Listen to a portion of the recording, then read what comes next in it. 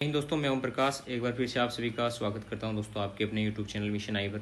तो दोस्तों, बहुत सारे कैंडिडेट और हमारे जो भाई है जो बीएसएफ एचसीएम की तैयारी कर रहे हैं, उन सभी का लगातार कमेंट्स आ रहे थे कि एक पूरा कंप्लीट स्ट्रेटजी वीडियो लेके आए, जिसमें बेस्ट बुक कौन सी है, बेस्ट टीचर्स कौन से हैं जिनसे हमें पढ़ना चाहिए, जॉब प्रोफाइल क्या है, क्या जॉब में करना रहता है, कितने आवर्स की ड्यूटी रहती है और छुट्टियां कितनी मिलती है, क्या फैमिली को साथ रख सकते हैं, और हमारी जो ड्यूटी है वो लगती कहाँ है, हेडक्वार्टर लगती है या बॉर्डर पे जाना पड़ता है, उसके बारे में डिटेल से बताऊंगा। एग्ज़ाम पैटर्न के बारे में पूरा डिटेल से बताएंगे कि किस प्रकार से आपको एग्ज़ाम को अटेम्प्ट करना है, कब तक आपका एग्ज़ाम होगा, आपकी कट ऑफ कितनी जा सकती है, एक्सपेक्टेड कट ऑफ। तो इस वीडियो को लास्ट तक पूरा वॉच करना, लास्ट में आपका सारे जो भी डाउट है वो क्लियर कर दूंगा, ठीक है।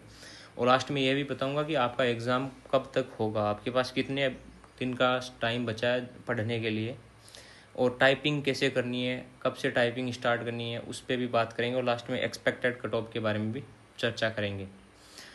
तो सबसे पहले तो दोस्तों हम बात करते हैं बेस्ट बुक की। तो बेस्ट बुक आपको पता है बीएसएफ एचसीएम एक बहुत ही अच्छी क्लरिकल जॉब होती है और बहुत सारे कैंडिडेट्स का ड्रीम होता है, क्योंकि सबसे पहले तो इसमें मैं बता दूं आपको, हवलदार की रैंक मिलती है डायरेक्ट। अगर जीडी से भर्ती होगी तो आपको 25-30 साल तो हवलदार बनने में लग जाएंगे, उतने में इसमें सब इंस्पेक्टर मिनिस्ट्रियल बन जाओगे, और सब मिनिस्ट्रियल का सब इंस्पेक्टर आप समझ लो असिस्टेंट कमांडेंट के बराबर ही, ठीक है। तो बहुत बढ़िया जॉब है ये। तो सभी का ड्रीम होता है इस प्रकार की जॉब जिनमें अपनी ऑफिस वर्क रहता है 9 to 5, ना कोई इसमें पीटी पार्टी रहती है, ना कोई कुछ और रहता है, आपकी बस गेजेटेड हॉलीडे है। वो सभी जॉब प्रोफाइल में बात करेंगे। तो सबसे पहले हम बात करते हैं बेस्ट बुक की। तो बेस्ट बुक आप देख सकते हो दोस्तों, यहाँ पर रीजनिंग की हो गई, मैथ्स की हो गई, हिंदी की हो गई, कंप्यूटर हो गई, क्लरिकल एप्टीट्यूड हो गई।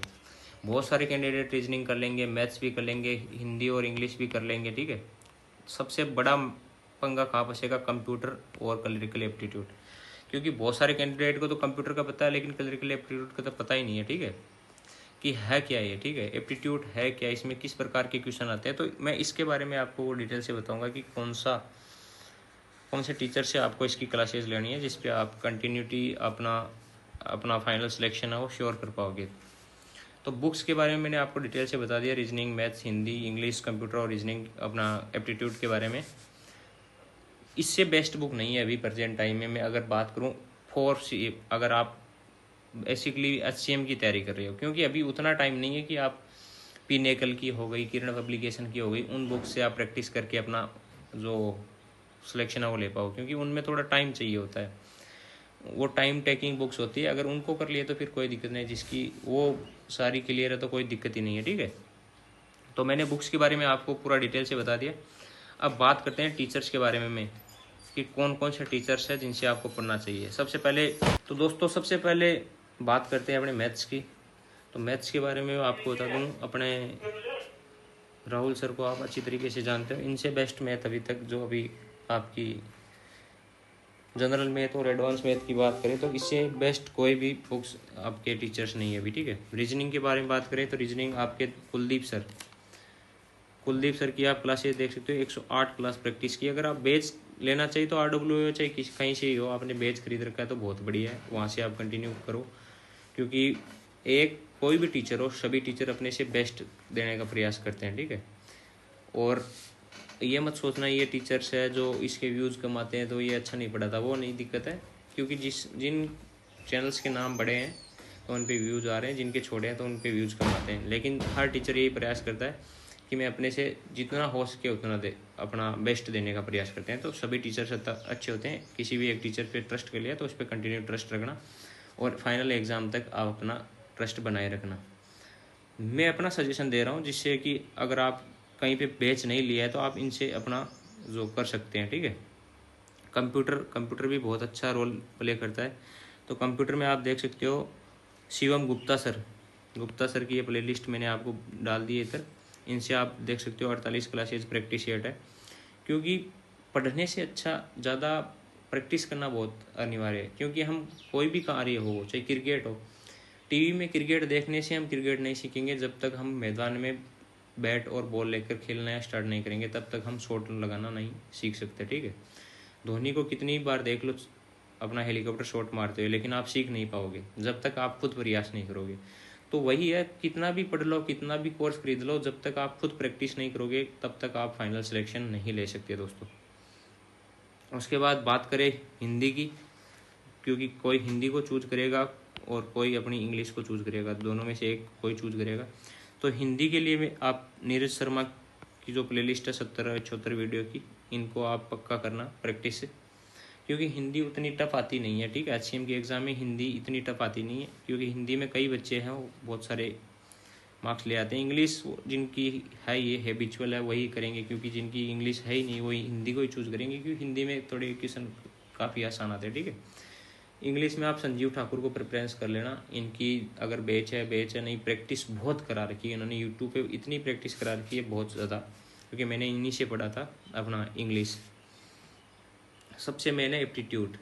बहुत सारे बंदे एप्टीट्यूड के बारे में जानते भी नहीं, एप्टीट्यूड में किस प्रकार के क्वेश्चन आते हैं, क्या क्वेश्चन आते हैं, किस प्रकार का पेपर आता है इसमें। तो ये दुर्वेश सर है ना, दुर्वेश सर, इनकी 166 वीडियोज़ है, इनको पक्का देख लेना, क्योंकि एप्टीट्यूड एक ऐसा सब्जेक्ट है जो बहुत सारी वैकेंसियों में नहीं आता। तो जितने भी बड़े बड़े अपने चैनल्स है जो भी है वो इसको प्रेफर नहीं करते, ठीक है, कि आप एप्टीट्यूड में इतना स्कोर करो, एप्टीट्यूड में कहाँ से पढ़े, क्योंकि इस पे फोकस करते ही नहीं है, क्योंकि ये सभी एग्ज़ाम में आता नहीं, बहुत ही गिने चुने एग्ज़ाम में एप्टीट्यूड आता है, ठीक है। तो एप्टीट्यूड पे बहुत अच्छे से फोकस कर लेना, क्योंकि ये भी आपको बहुत अच्छे मार्क्स दिलाएगा। तो इनके 166 वीडियो देख लोगे तो आपका पूरा कॉन्सेप्ट सारे क्लियर हो जाएंगे। तो ये मैंने आपको बता दिया टीचर्स के बारे में कि कौन से टीचर से आपको पढ़ना, ठीक है। अब बात करते हैं जॉब प्रोफाइल की। तो जॉब प्रोफाइल के बारे में मैं बात करूँ दोस्तों, तो आपकी 9 से 5 है आपकी ड्यूटी रहती है, ठीक है। सुबह आपको 9 बजे ऑफिस जाना रहता है, शाम को 5 बजे आपकी ख़त्म हो जाती है। सुबह ना कोई पीटी होती है आपकी और ना कोई परेड होती है, ठीक है। पीटी परेड कुछ भी नहीं होती है। सैटरडे आपका है हाफ डे होता है, आपको 1 बजे तक काम करना रहता है, उसके बाद आप पूरे दिन फ्री। संडे आपको फुल डे रेस्ट होता है, और कोई भी GH आ गई गेजेटेड हॉलीडे तो आपको फुल डे रेस्ट होता है, ठीक है। तो एक कितनी अच्छी जॉब है, माना कि किसी वीक में एक वीक में 7 डेज होते हैं, सैटरडे हाफ डे हो गया, संडे फुल रेस्ट हो गया और एक छुट्टी आ गई, यानी 3 दिन तो ऑफ ही हो गया, फिर आपका 3 दिन आप काम करोगे, ठीक है। तो बहुत अच्छी जॉब है, हमेशा हेडक्वार्टर में रहना है आपको, कहीं जाना नहीं है, बॉर्डर वॉर्डर कहीं नहीं। बॉर्डर जाओगे तो आपको TA मिलेगा पर डे का 500 रुपये एक्स्ट्रा, 500 रुपये पर डे का एक्स्ट्रा 500 रुपये मिलेंगे, ठीक है। 500 है, अभी 800 कर दिया है इसको, ठीक है।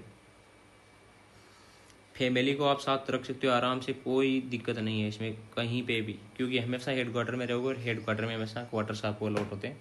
फैमिली को हमेशा साथ रख सकते हैं। छुट्टी की बात करें तो छुट्टी वही आपको 60 EL मिलती है और 15 CL मिलती है इसमें, ठीक है। 75 डेज टोटल है, लेकिन ये इसमें 2 + 2 RH हो गई, 3 4 5 GH हो जाती है इसमें, और इसमें भी आपको 5 अपने सफिक्स प्रीफिक्स 5 सफिक्स और प्रीफिक्स मिल जाते हैं, 10 और 2 12, यानी लगभग आपकी 90 डेज की हॉलीडे बन जाती है पर ईयर।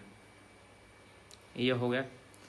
उसके बाद में बहुत अच्छी जॉब है। सैलरी की मैं इसमें बता दूं आपकी सैलरी, तो सैलरी इन हैंड आपको ट्रेनिंग के बाद 50,000 मिलती है, 50,000 मिलती है, ठीक है। और जब आपका 8th पे कमीशन लग जाएगा तो 8th पे कमीशन के बाद आपकी बहुत अच्छी सैलरी हो जाएगी, लगभग 70 के अप्रोक्स, 65 to 70 इन हैंड। तो सोचो अब 22-23 साल की उम्र में एक गवर्नमेंट जॉब जो आपको स्टेबिलिटी प्रदान करेगी, समाज में आपकी रेस्पेक्ट बढ़ाएगी, और इन हैंड 70,000 रुपये आप यहाँ पर रहकर अपनी फैमिली के साथ रहकर कमाओगे, तो इससे बेस्ट जॉब क्या हो सकती है, ठीक है। तो बहुत शानदार जॉब है। अब बात करते हैं आपका एग्ज़ाम पैटर्न की। तो आपको पता ही है, मैथ्स, रीजनिंग, हिंदी और इंग्लिश, एप्टीट्यूड और कंप्यूटर, सभी 20-20 नंबर के हैं, और 100 मार्क्स का आपका पेपर है, और 100 ही मिनट्स है आपके पास। तो सबसे पहले आपको अटेम्प्ट करने वाली चीज़ें क्या हैं, हिंदी और कंप्यूटर, क्योंकि ये 40 क्वेश्चंस आपको 20 मिनट में करने हैं। क्योंकि इनमें फंडा ये है कि जो आपको आ रहा है वो आ रहा है, जो नहीं आएगा वो नहीं आएगा डेफिनेटली। और सबसे बढ़िया ध्यान में रखना ये है कि कभी भी आपको अगर स्टार्टिंग के 2-4 क्वेश्चन नहीं आ रहे तो आप अपने आप पर कॉन्फिडेंट रहना, ये नहीं कि वहाँ अपने आप में लंका लगा लोगे और फिर आगे जो क्वेश्चन आ रहे वो भी नहीं कर पाओगे, ऐसा नहीं। अपने आप को बहुत शांत रखना है, बहुत ही पेशेंस रखना है उसमें कि नहीं मैं कर लूँगा।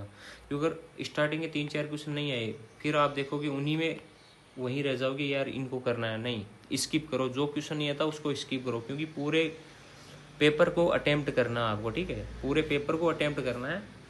अगर आपने पूरा पेपर अटेम्प्ट कर दिया फिर टाइम बच गया तो आपको जो नहीं आते वो क्वेश्चन भी ऑटोमेटिक आने लग जाते हैं दोस्तों, ठीक है। तो ये अपना हो गया एग्ज़ाम पैटर्न के। अब बात करते हैं एग्ज़ाम कब तक होगा हमारा। तो आपका मई तक फिजिकल चलेंगे, ठीक है, और आपके मई जून में आपके जो पूरे डाटा है सबमिट होंगे फिजिकल के। फिर डाटा सबमिट होने के बाद फिर से कमेटी बैठेगी जो एग्ज़ाम कंडक्ट कराने के ऊपर अपनी फिर से कमेटी बनाएगी, कहाँ एग्ज़ाम करवाने हैं, कितने सेंटर्स बनाने हैं, कैसे एग्ज़ाम करवाने, कितनी पारियों में एग्ज़ाम करवाने, वो सारे डिसाइड होते हैं। ऐसे नहीं है कि हाँ फिजिकल हो गए तो स्टार्टिंग, ठीक है, तो वो सारी होगी तो जुलाई एंड और अगस्त फर्स्ट वीक तक, अगस्त के स्टार्टिंग में आपके एग्ज़ाम हो सकते हैं, ठीक है। ये इतना टाइम है अभी आपके पास, जिनका अभी फिजिकल क्वालिफाई हो गया बहुत अच्छा है कि आपका बहुत जल्दी क्वालिफाई हो गया, तो आप अपने से अच्छे से फोकस करो। और जिनका फिजिकल अच्छा है उनको लगता है हम मैं कर लूँगा, तो मैं तो उनको सलाह दूंगा आप भी अच्छे से फोकस करो अपनी स्टडी पे, और हमेशा 20 मिनट आप अपनी टाइपिंग को भी दो, क्योंकि टाइपिंग में बहुत सारे कैंडिडेट आउट होंगे, इसमें बहुत ज़्यादा कैंडिडेट आउट होने वाले हैं। अब बात करते हैं कट ऑफ के बारे में। यूआर की कट ऑफ मैंने कल भी बताया था 82 से 86, और ओबीसी हो गई अपनी 81 से 85, ईडब्ल्यूएस भी सेम आपकी 81 से 85, और एससी अपनी हो गई 78 से 82, और एसटी हो गई 74 से 79। ये आपकी कट ऑफ रहने वाली फाइनल, ठीक है, फाइनल बता रहा हूँ मैं, क्योंकि बहुत सारे कैंडिडेट टाइपिंग में आउट होंगे, क्योंकि टाइपिंग को कोई भी कैंडिडेट अब सीरियस नहीं लेता है। टाइपिंग को अभी से 20 मिनट देना लग जाओ, आपकी फाइनल कट ऑफ यही जाने वाली है, ठीक है, क्योंकि इस बार वैकेंसी भी बहुत 1800 के अप्रोक्स वैकेंसी हो चुकी है आपकी, और कंपटीशन लगभग 2 लाख के अप्रोक्स है, 2 लाख के अप्रोक्स कैंडिडेट ही एग्ज़ाम देंगे, एग्ज़ाम में बैठ सकते हैं अभी तक। यानी जो फिजिकल क्वालिफाइंग की डाटा है 2-2.5 लाख के अप्रोक्स आ रहा है, तो इनकी 50% अटेंडेंस माने तो 2 लाख तो नहीं होगी, बट मैं मोटा मोटा आपको बता रहा हूँ कि 2 लाख हो सकती है। तो बहुत कम कंपटीशन है, बहुत अच्छा मौका है आपके पास इस बार अपना सिलेक्शन लेने का, अपनी समाज में अपनी इज़्ज़त बनाने का, एक अच्छी खासी पर्सनैलिटी डेवलप करने का। तो अभी से लग जाना, ठीक है। फिर भी अभी भी इतना सब कुछ बताने के बाद कौन से टीचर से पढ़ना है, कैसे पढ़ना है, फिर भी अगर कोई डाउट रह जाता तो आप कमेंट बॉक्स में कमेंट कर देना, मैं आपके सभी डाउट्स क्लियर कर दूँगा। ओके, जय हिंद दोस्तों।